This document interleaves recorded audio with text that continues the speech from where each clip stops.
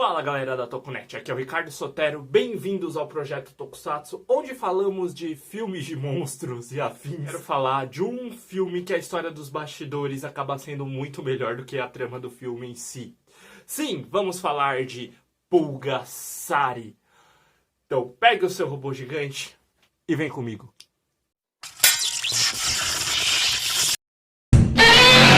Pulgasari é exatamente essa. É um filme de kaiju feito em 1985, pasmem, na Coreia do Norte, o país mais fechado do planeta. E a história gira em torno desse monstro aí, Pulgasari, que nada mais é que uma adaptação de uma lenda local, que eu não achei nada, então não vou citar ela aqui. E como que ela acontece? Bem, lá na Coreia do Norte medieval, feudal, os camponeses eles sofrem opressão do governo. Caramba! E o governo, querendo fortalecer os seus exércitos contra os exércitos rebeldes, eles começam a pegar todos os metais dessas aldeias que sim dependem desses metais porque eles são lavradores, ferreiros e outras coisas, né? E nessa brincadeira, melhor, nessa revolta, porque isso não é brincadeira, Nid, que pra mim foi o cosplay perfeito do Liu Kang, muito mais do que as adaptações de live action do personagem do Mortal Kombat, ele é capturado, assim como o ancião da vila, ou melhor, o ferreiro da vila, que foi capturado para ele fazer armas para o Império. Império que se fala, né? Governo. E nessa tragédia toda, porque eu não vou falar que é brincadeira, porque isso não é. Eles são... O velho passa fome, a filha dele vai lá tentar dar comida pra ele, não consegue.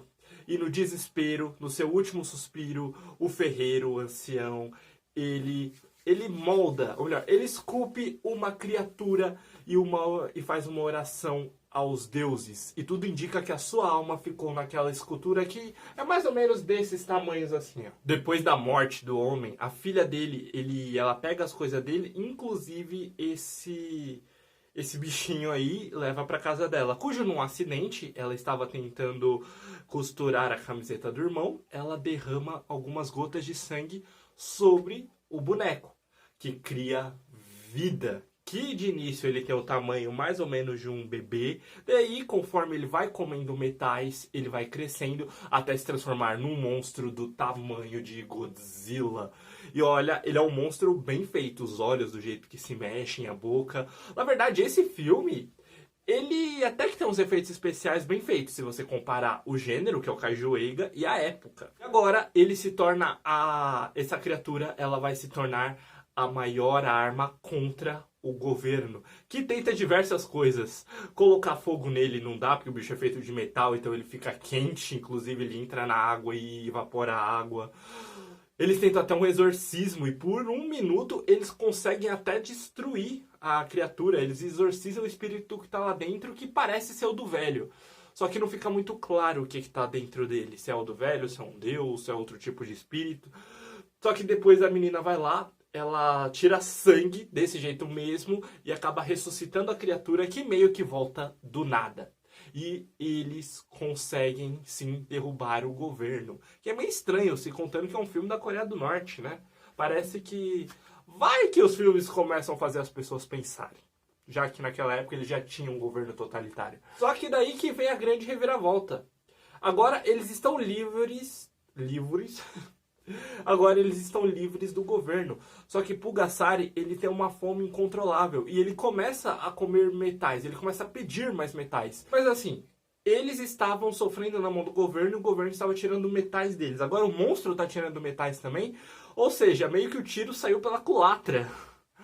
Então, a menina, ela atrai o Pulgasari até o sino. Ela entra dentro do sino e ele acaba devorando o sino com ela dentro. E ela se sacrifica. E nessa, por algum motivo que eu não entendi, ele morre e ela morre. Só que a última cena do filme é o Pulgasari criança voltando ali pelos escombros do monstro gigantesco. E meio que ele se transforma numa luz e entra dentro dela. Eu pensei que ali ela ia ressuscitar. Mas não, termina por aí e eu vou ser sincero, eu não entendi nada desse final. Na verdade, eu achei que esse filme, ele nem passaria. Porque, poxa, ele ainda é uma revolta do povo contra o governo.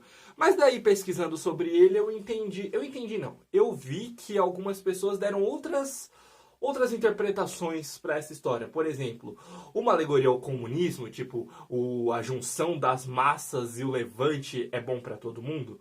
Ou até mesmo uma alegoria pró do governo, porque tem gente que fala que esse filme ele é pró-governo, que é não se volte contra o governo, porque sem ele você só vai se ferrar. Pode ser também. Tentando inibir revoluções. A questão é que conforme eu assistia, eu lembrava de outro filme que eu vi quando era criança, o Galgamet, que também é um filme de kaiju de um monstro que ele também comia metais, só que esse foi feito nos Estados Unidos e também passa na era medieval, europeia. Agora a gente tem que falar dos bastidores. Por quê? Porque ele foi feito por esse casal aqui, que eu vou deixar o nome aqui porque eu não consigo pronunciar. Que eles eram coreanos. Ela era atriz e diretora coreana e ele era um cineasta, diretor coreano também.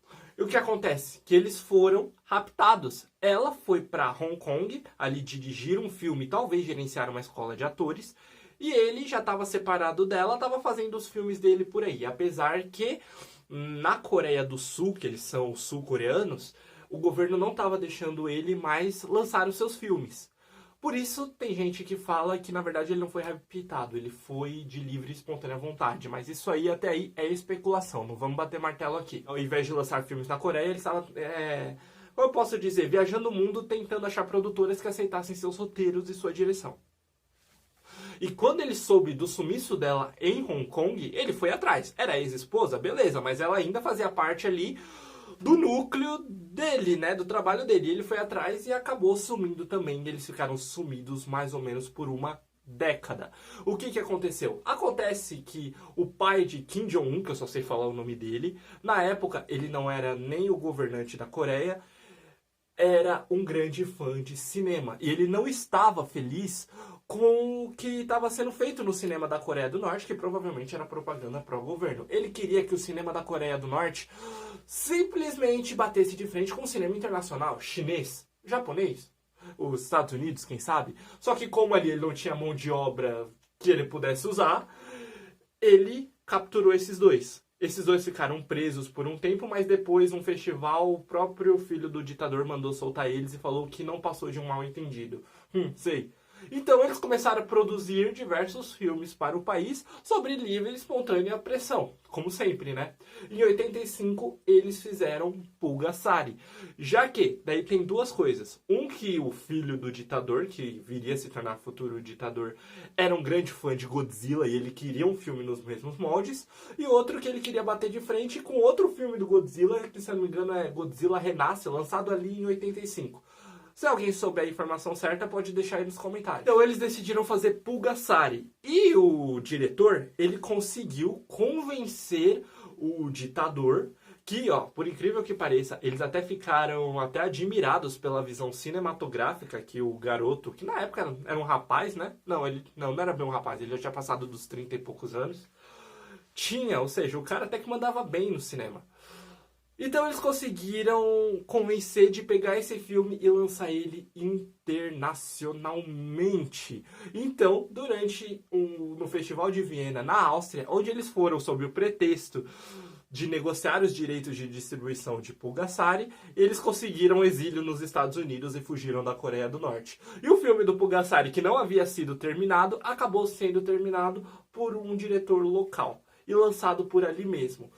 Anos depois ele foi lançado no Japão em VHS, tanto que a versão que eu assisti você tem legendas em japonês, apesar de ter as legendas em português jogadas por cima também. E durante esse exílio nos Estados Unidos, o antigo casal, pelo que eu pude entender, eles reataram e começaram a trabalhar ali com outro pseudônimo. Inclusive ele dirigiu um filme para a franquia Três Ninjas do Barulho, Três Ninjas Contra-Atacam.